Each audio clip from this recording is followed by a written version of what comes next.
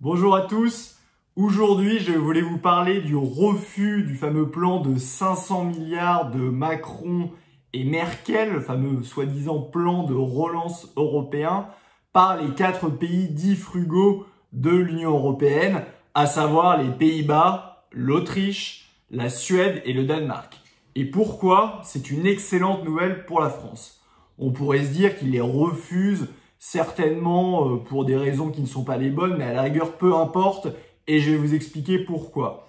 Pourquoi? Déjà, il faut savoir que la France n'a absolument pas besoin de passer par un emprunt de la Commission européenne gagé sur le budget européen pour emprunter. La France emprunte à 10 ans à des taux négatifs et n'a pas du tout besoin de passer par là, elle peut le faire elle-même. C'est plus problématique en ce moment et si les taux venaient à remonter pour des pays comme l'Italie et comme l'Espagne. Mais pour la France, il n'y a aucun problème.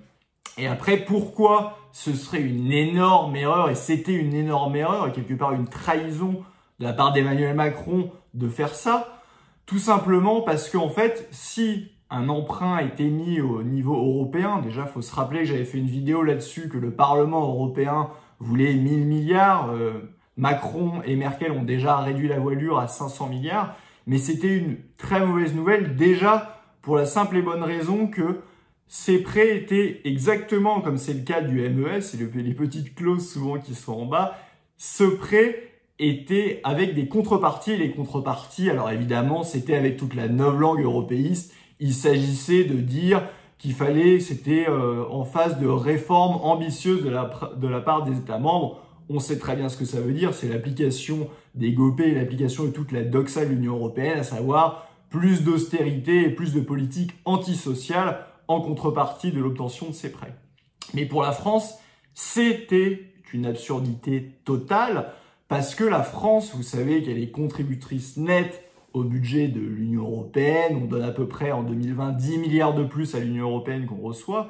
Et ça veut dire qu'un emprunt qui serait fait pour l'Union européenne, ce serait remboursé après comment? Soit par des ressources propres, mais surtout plus probablement par le budget européen qui devrait être en augmentation pour pouvoir rembourser ces prêts. Donc ça voudrait dire qu'on devrait finalement, comme on est contributeur net, surpayer pour les autres pays européens alors qu'on n'a pas besoin de passer par ces emprunts-là. Donc c'est absolument dingue. C'est d'autant plus dingue qu'on surpaye, mais on n'a même pas la libre utilisation de cet argent parce que tout l'argent qui transite par l'Union européenne, c'est le budget de l'Union européenne, les fonds européens, vous ne décidez pas de ce que vous en faites. C'est l'Union européenne qui décide pour vous. Donc non seulement vous payez plus, mais en plus vous n'avez pas la libre utilisation. C'est une arnaque sans nom que j'explique souvent. C'est un peu comme si je vous donnais un billet de 500 €, vous m'en rendez 300 et en plus, avec ces 300 €, vous me dites par exemple, vous, je sais pas, vous vouliez acheter des rillettes, du canard ou peu importe. On me dit non, vous allez devoir acheter un steak, vous allez devoir acheter la salade, vous n'avez même pas la libre utilisation. Donc c'est une arnaque sans nom. Et ce que voulait faire Emmanuel Macron et Angela Merkel, c'est exactement ça. C'était une fuite en avant totale et en plus qu'on allait payer nous-mêmes. C'est s'enchaîner, mais en plus acheter soi-même les chaînes, vous les apportez et on vous les met.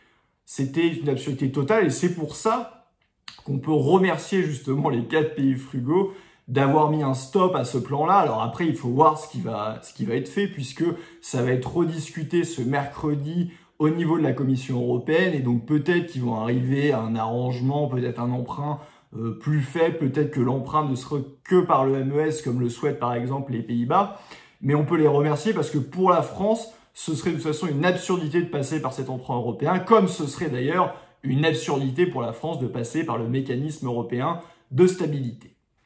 Et c'est d'autant plus dingue ce plan en fait quand on y réfléchit, Merkel-Macron, qu'il y a eu un sondage récent qui montrait que, au contraire, les Français avaient de moins en moins confiance en l'Union européenne et avaient très peu confiance dans l'Union européenne. Mais nous ne sommes pas les seuls. C'est le cas notamment justement aux Pays-Bas, c'est le cas en Italie. Donc, faire une fuite en avant de ce type fédéraliste de mutualisation des dettes, osons le mot, c'est être antidémocrate, puisque quand vous avez des indicateurs tangibles comme ces sondages qui vous expliquent que les personnes, les gens ont de moins en moins confiance dans l'Union européenne, mais que vous, derrière, vous leur dites vous en voulez pas, on vous met encore plus d'Union européenne, ça montre totalement une attitude qui est antidémocratique, et c'était exactement ce qui est ce plan-là, Et on peut remercier à cet égard les 4 pays frugaux. Les 4 pays frugaux qui commencent d'ailleurs à se réveiller parce que on a eu le 22 mai un ancien ministre néerlandais qui avait lui-même participé à la construction de l'euro, qui a expliqué que c'était une erreur et que les Pays-Bas devraient revenir au florin. Donc cette crise du Covid-19 est évidemment terrible pour tout le monde. Mais si justement ces pays-là peuvent stopper la fuite en avant fédéraliste et que les pays se voient justement obligés d'aller à ce qui est le plus lucide et le meilleur pour eux, je pense notamment à l'Italie, je pense à la France, à savoir un retour aux monnaies nationales, on peut dire que ce sera une grande victoire pour la démocratie, pour ces pays-là qui reviendraient à une monnaie nationale, et ce sera surtout bénéfique pour eux. C'est ce qu'on peut nous souhaiter, c'est ce qu'on peut souhaiter à la France et aux autres peuples européens.